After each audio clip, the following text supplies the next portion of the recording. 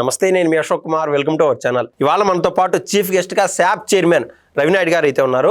ఆయన అడిగి ఆంధ్రప్రదేశ్లో జరుగుతున్న డిఎస్సి ఎగ్జామ్, దానికి అనుసంధానంగా ఉన్నటువంటి స్పోర్ట్స్ కోటా ఏదైతే ఉందో దాని గురించి పూర్తి స్థాయిలో డౌట్లన్నీ నివృత్తి చేసేటువంటి ప్రయత్నం చేద్దాం. నమస్తే అన్న. నమస్తే అన్న, మీరు ఎంత కష్టపడినారో అన్ని రకాలు చూసాం. టీడీపీలో యువగలం కావచ్చు, ప్రతి ఒక్కటి కూడా. అయితే ఇవాళ ఆంధ్రప్రదేశ్ మొత్తం సెంట్రిక్గా నారా లోకేష్ గారు, అదేవిధంగా శాప్ కావచ్చు, శాప్ చైర్మన్గా మీరు కానీ పూర్తి స్థాయిలో ఆరోపణలు ఎదుర్కొంటారు. నేను ఏమడుగుతున్నానంటే, గతంలో ఆడుదాం ఆంధ్ర అనేటువంటి ఏదైతే వాళ్ళు ప్రోగ్రామ్ కావచ్చు, ఆ స్కీమ్ కానీ తీసుకొచ్చారో అందులో వాళ్ళు 3 సంఖ్యలు అంటే 100 కోట్ల పైన ఆర్జించారు అనేటువంటి ఆరోపణ ఉన్నది.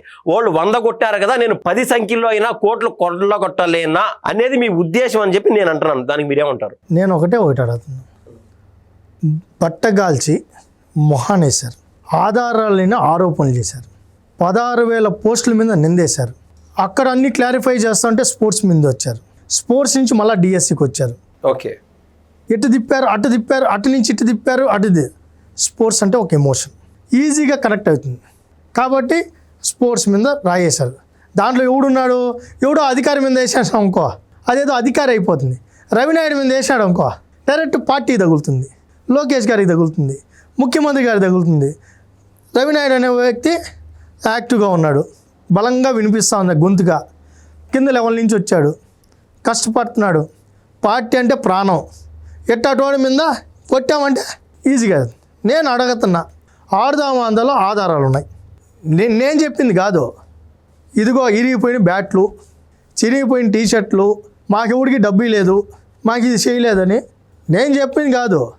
ఆడ మ్యాచ్ స్టార్ట్ అవ్వకముందే జరిగింది అది. ఏది మ్యాచ్ ప్రారంభించక ముందే జరిగిపోయింది అది. డిఎస్సి ఎప్పుడండి పెట్టింది? డిఎస్సి జరిగి ఎన్ని రోజులు అయిందండి? ఎప్పుడు జరిగిందా?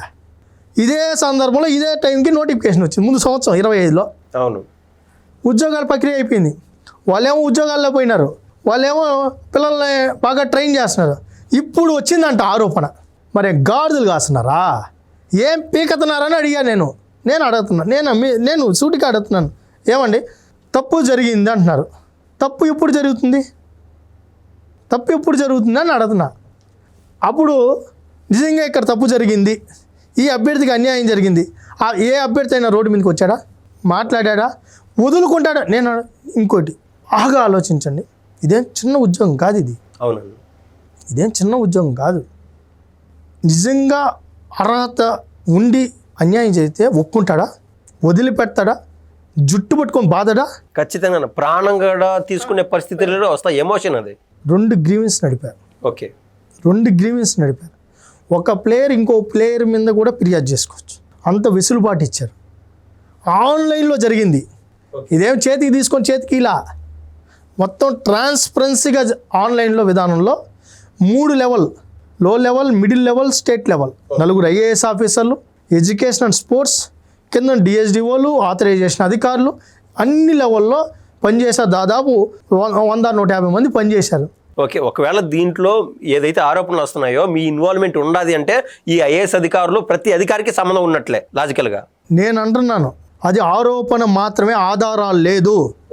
సమర్థవంతంగా మా అధికార యంత్రాంగం పనిచేసింది.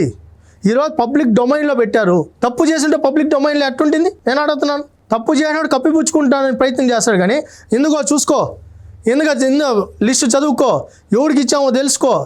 అసలు ఈ శాప్ అథారిటీకి ఈ యొక్క క్రీడల పైన సర్టిఫికేట్స్ జారీ చేసేటువంటి అధికారం ఉందా? అదే ఆ పాయింటే అందరూ తెలుసుకోవాలి. ఆంధ్రప్రదేశ్ స్పోర్ట్స్ అథారిటీకి సర్టిఫికెట్లు ప్రింట్ చేయదు, డిస్ట్రిబ్యూట్ చేయదు. అన్న, ట్రూలీ ఫ్రమ్ ద పబ్లిక్ కూడా ఇదే థాట్, డౌట్, బాధాకరమైన విషయం ఇది అడుగుతాను. లేనప్పుడు శాప్ అనే దానికి అథారిటీ ఎందుకు, అంతమంది బోర్డు మెంబర్స్ కావచ్చు, అంతమంది ఇన్వాల్వ్మెంట్ ఎందుకు? ఉపయోగం లేదు కదా. సర్టిఫికెట్ కూడా జారీ చేసేంత లెవెల్ శాప్కి లేనప్పుడు మీరు అందరికీ ఇది ఏ విధంగా ఉపయోగపడుతుంది? ఆంధ్రప్రదేశ్ ద్వారా అందరికీ ఒక క్లారిటీ ఇవ్వాలి. Any sports authority including minister of sports authority, central గవర్నమెంట్లో అథారిటీ, అక్కడ కూడా అసోసియేషన్స్ స్టేట్ లెవెల్ అయితే వాళ్ళకి మళ్ళీ డిస్ట్రిక్ట్ లెవెల్ అసోసియేషన్స్ ఉంటాయి. అది నేషనల్ అయితే ఫెడరేషన్స్ ఉంటాయి. Indian Olympic association, state Olympic association, ఈ ఒలింపిక్ అసోసియేషన్ సపరేట్. ఓకే, వీళ్ళు ఆడతారు, ఆడిచ్చే ప్రక్రియ క్రీడాకారులను చేస్తారు.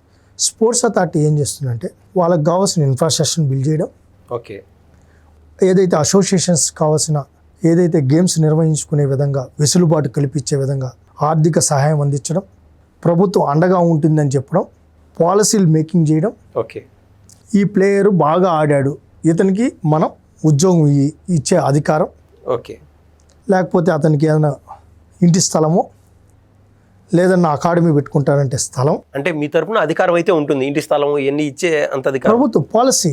ఒలింపిక్స్లో జస్ట్ ఎగ్జాంపుల్, ఒలింపిక్స్లో కానీ మెడలిస్ట్ అయితే 7 కోట్ల రూపాయలు ఇన్సెంటివ్స్ మనం ఇస్తామని చెప్పి. ఓకే కానీ ఆంధ్రప్రదేశ్ స్పోర్ట్స్ అథారిటీ నుంచి ఆ ప్లేయర్ని ఒలింపిక్స్ మనం పంపించేదానికి లేదు. ఆ లిస్ట్ పంపించేది Olympics associations. Okay participation list ఇవ్వాలంటే కూడా వాళ్ళు ఇవ్వాలి. ఇక్కడున్న టాలెంట్ వాళ్ళకి ఎలా తెలుస్తుంది? వాళ్ళే కదా ఆడిచ్చేది. ఇప్పుడు యూనివర్సిటీ లెవెల్లో అయితే యూనివర్సిటీస్ సర్టిఫికెట్ ఇష్యూ చేస్తారు. అసోసియేషన్ స్టేట్ లెవెల్లో వాళ్ళు రికగ్నైజ్ చేసి బాగా ఆడేవాళ్ళు టీంని బిల్డ్ చేస్తారు. వాళ్ళు ఫెడరేషన్ మీట్స్కి పంపిస్తారు. గవర్నమెంట్ ఆఫ్ ఇండియా డైరెక్ట్గా ఏదైతే ఉందో దానికి సంబంధించి మేము కూడా ట్విస్టే. ఇప్పుడు మీకు ఒక బాగా అర్థమయ్యేలాగా చెప్తాను. ఏదైతే నేషనల్ గేమ్స్ ఉన్నాయి, నేషనల్ గేమ్స్కి బిడ్ వేసే అధికారం కూడా స్పోర్ట్స్ అథారిటీకి లేదు. ఓకే ఒలింపిక్ అసోసియేషన్ ద్వారానే బిడ్ వేయాలి. మేము డబ్బు మాదే, బిడ్ వాళ్ళ ద్వారా వేయాలి. ఓకే అంటే మీకు అర్థమైంది కదా. ఇవి స్వయం ప్రతిపత్త సంస్థలు, అసోసియేషన్స్, ఫెడరేషన్. ఓకే వాళ్ళు తప్పు చేస్తే చర్యలు తీసుకునే అధికారం ఉంది, కానీ వాళ్ళ మీద అజమాయిషీ చేసే అధికారం స్పోర్ట్స్ అథారిటీకి లేదు. అన్న ఇక్కడ పర్టికులర్ గా అటు డిఎస్సి ఎగ్జామ్ లో ఈ స్పోర్ట్స్ అథారిటీ ఇన్వాల్వ్మెంట్ ఉంది అని చెప్తున్నారు. అసలు అంటే చేస్తున్న ఆరోపణ ఏంది? ఎన్నిసార్లు ఆలోచన చేశాం కదా, మీ ఇన్వాల్వ్మెంట్ ఎక్కడ నాకైతే కనపడట్లేదు. అంటే మీరు చెప్తున్నారు సర్టిఫికెట్లు జారీ చేసే అంత కూడా మా కాళ్ళు లేదబ్బా అని చెప్తున్నారు. వాళ్ళు ఏమంటున్నారు, దానికి రిప్లై ఏంది మీది? ఫస్ట్ సంవత్సరం తర్వాత ఆరోపణ చేయాలని మొదలుపెట్టారు. ఏమని ఆరోపణ చేశారు? ఫస్ట్ మీరు బాగా చూడండి, సర్టిఫికెట్ లేకుండానే ఉద్యోగాలు ఇచ్చేసారు అన్నారు. అయ్యా మీరు ఆన్లైన్లో చూసుకోవచ్చు ఎవరికి ఇచ్చారు ఏమంటే, మళ్ళీ ఫేక్ సర్టిఫికెట్లు అన్నారు. అసలు సర్టిఫికెట్లు ఇచ్చే అథారిటీ మాకు లేదంటేనే లేదు అది బ్రిడ్జ్ గేమ్, అది పేకాట. ఫస్ట్ పేకాట అన్నారు. అది పేకాట కాదు, బ్రిడ్జ్ గేము. అది ఆంధ్రప్రదేశ్ స్పోర్ట్స్ అథారిటీనో లేకపోతే ఇక్కడ ఉన్న ప్రభుత్వం నిర్ణయం తీసుకోదు. మినిస్ట్రీ ఆఫ్ స్పోర్ట్స్ అథారిటీ, కేంద్ర ప్రభుత్వం, ప్లస్ అదేవిధంగా ఒలింపిక్స్ అసోసియేషన్, ఏషియన్ గేమ్స్లో పార్టిసిపేషన్ అని చెప్తేనే అది ముందే చెప్పాలి కదా అన్నారు. అసలు లిస్టే లేదన్నారు. ఓకే లిస్ట్ ఉంది చూడండి అంటే లేదు యోగల వాళ్ళ కోసం తీసుకొని వచ్చారు. డైరెక్ట్ ఎగ్జామ్ తీసుకొని వితౌట్ ఎగ్జామ్తో ఉద్యోగాలు ఇచ్చారు. అసలు ఎవడున్నారు యోగల వాళ్ళు ఒకడైనా చెప్పండి. ప్లేయర్స్ అందరూ ఇదిగో అని చెప్పి మీరు వెరిఫై చేయండి అంటే అవన్నీ ముందే చెప్పాలి కదా అంటారు. అంతిమంగా ఏమంటారు, అమ్మేసినారు అంటారు. అమ్మినోడు ఎవడు రా అంటే మళ్ళీ చెప్పరు, కొన్నోడు ఎవడు రా అంటే చెప్పరు.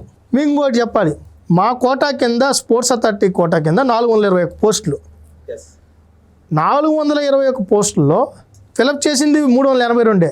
క్వాలిఫికేషన్ లేక కొన్ని ఆడ క్రైటీరియా ఏదైతే ఉందో దాన్ని ఫాలో అవ్వని వాళ్ళకి ఎలిజిబిలిటీ లేకపోవడంతో అన్ని ఉద్యోగాలు కూడా ఇవ్వలేకపోయింది. అంటే అవి ఇంకా ఖాళీగానే ఉన్నాయి సంఖ్య. హారిజంటల్ రిజర్వేషన్ మీన్స్ ఎప్పుడైతే ఏ నోటిఫికేషన్ ఉందో ఆ నోటిఫికేషన్తో అది మొత్తం రద్దు అయిపోతుంది. ప్రక్రియ అంతే. ఇది సిస్టమ్. అది ఆ హారిజంటల్ రిజర్వేషన్ తీసుకొని వచ్చింది మేం కాదు, ఆయనే జగన్మోహన్ రెడ్డి. అది కూడా ఆయన తెలియకుండా దాన్ని కూడా మాట్లాడుతున్నారు, ఎలా తీసుకొని వస్తారు మీరు అనేసి. రెండోది ఏంటంటే జీవో తీసుకొని వచ్చామంట, నియామకం చేసేసినామంట, జీవో మూసేసినామంట. వాళ్ళు ఆడుతున్నారు. అసలు ఎగ్జామ్ లేకుండా క్రీడాకారులకు ఉద్యోగం ఎట్టిస్తారని చెప్పి క్రీడాకారులను అవమానపరిచిందే వాళ్ళు. ఇప్పుడు మళ్ళీ ఎడదిచ్చారు, పడుతున్నారంట. ఏంది ఇదంతా నాకు అర్థం కాల. అన్న జనరల్ పబ్లిక్ అంటే ఆ చెట్టు కాడనో ఏ పుట్ట కాడనో విన్నటువంటి మాట 6-7 నెలల ముందు 8 నెలల ముందు నేను విన్నాను. ఎక్కడో ఏ దశలోనో ఇప్పుడున్న శాప్ చైర్మన్, గతంలో ఉన్న శాప్ చైర్మన్ కొమ్మక్క అయిపోయినారు. అప్పుడు జరిగిన అవినీతి బయటికైతే రాదు. ఇంకా దానికి ఇదంతా నామకే వస్తే పేపర్లో వేసుకోవడం ఇవన్నీ వారానికి మర్చిపోతున్నారు. యాజిటీస్ అదే జరుగుతుంది. అసలు వాళ్ళు చేసిన తప్పు అని మీరు ఎందుకు ఆరోపణ చేయాల్సి వచ్చింది? చేసిన ఆరోపణలు మీరు ప్రభుత్వంలో ఉండగా ఎందుకు రుజువు చేసుకోలేకున్నారు? మేము అధికారంలోకి వస్తానే మేము ఆరోపణలు చేయాల, ఆధారాలతో కూడుకున్న ఆరోపణలు. వీళ్ళలాగా ఫేక్ ఆరోపణలు కాదు. నేను అంటాను అదేనా, మీరు మీ వాయిస్ లోగా ఉంది, వాళ్ళ వాయిస్ స్ట్రాంగ్ ఉంది. సో మీకు ఎంత అరిసినా బయటికి రాదు మీ వాయిస్. నేను ఇది వస్తున్నానని చెప్పి నా గొంతు మూసేదానికి ఇది తెచ్చారు. నేను గట్టిగా దీని మీద పట్టుకొని కూర్చోన్నా. ఆడదాం ఆంధ్ర విచారణ పూర్తి చేసాము, విజిలెన్స్ విచారణ పూర్తి అయింది, ఎఫ్ఐఆర్ కట్టమని గట్టిగా కూర్చున్నా. ఓకే, ఆ గట్టిగా కూర్చున్న దానికే సాక్షి జగన్మోహన్ రెడ్డి అని బ్యాచ్ ఏదైతే ఆ చెత్త పత్రిక ఏదైతే ఉందో, గొడ్డల పత్రిక ఏదైతే ఉందో, ఆ గొడ్డల పత్రిక నా మీద గొడ్డలేసింది. సో ఆ డిఎస్సి కాదు, ఈ స్పోర్ట్స్ అథారిటీ దీంతో సంబంధం లేదు. ఆడదాం ఆంధ్రాది ఎప్పుడైతే తెర మీదకి వచ్చిందో, ఎప్పుడైతే గ్రామ సచివాలయాల పోస్టులు ఫేక్ సర్టిఫికెట్లతో అసలు సర్టిఫికెట్లే లేకుండా ఉద్యోగాలు ఇచ్చేయనారని చెప్పి ఎంక్వైరీకి నేను ఎప్పుడు ముందు పోతున్నానో తెర మీదకి తెచ్చాను. ఇది అసలు మొదలపు. నిజంగానే అసలు అంటే ఆ పరిస్థితులు ఊహించుకున్నా కూడా దారుణాతి దారుణం. మీ ఇందాక ఏదైతే ఈ యోగాలం అనేటువంటి మాట తీసుకొచ్చారో ఆడున్న వాళ్ళకి ఉద్యోగాలు ఇచ్చారు. అదే మాదిరి అప్పట్లో వాళ్ళకి సంబంధించిన కార్యకర్తలకు నామకే వస్తే 11-15 పేర్లు రాసేయడము, వాళ్ళకంతా ఇంత చిల్లర ఇచ్చేయడము, దాని కాస్త వాళ్ళు జోబిలో వేసుకున్నటువంటి దాఖలాలు స్పష్టంగా అందరికీ తెలుసు. మీరు అవసరమైంది మీరు కాంప్రమైజ్ అయితే యు ఆర్ సేఫ్, లేదంటే మీ బాధ నెక్స్ట్ ఒక నెల పాటు సాగుతుందని నేనైతే భావిస్తున్నా. No compromise. జగన్మోహన్ రెడ్డితో ఆ పేపర్తో మేము కాంప్రమైజ్ అవుతామా? నిజమైన తెలుగుదేశం కార్యకర్తలం వదిలిపెట్టే ప్రసక్తే లేదు. నా రక్తంలో పసుపు ఉంది. ఓకే, నా రక్తం పసుపుమయం. ఇది నారా లోకేష్ గారు ఇచ్చిన జీవితం, వదిలిపెట్టే ప్రసక్తే లేదు.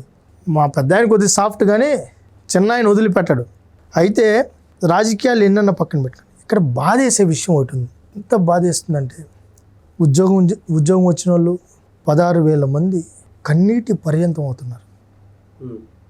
వాళ్ళు మనం మాట్లాడుతూ, సార్ డబ్బులు తీసుకొని ఉద్యోగం అని చెప్తున్నారు, మేము ఎవరికి ఇచ్చాం సార్? కష్టపడి ఉద్యోగం తీసుకున్నాం. గ్రౌండ్లో 10 సంవత్సరాలు కష్టపడి ఆ సర్టిఫికెట్ వస్తే ఆ సర్టిఫికెట్తో ఉద్యోగం వచ్చింది. ఒక పక్క ఎడ్యుకేషన్, ఒక పక్క స్పోర్ట్స్ ఉంటే ఈ సర్టిఫికెట్తో ఉద్యోగం వచ్చింది.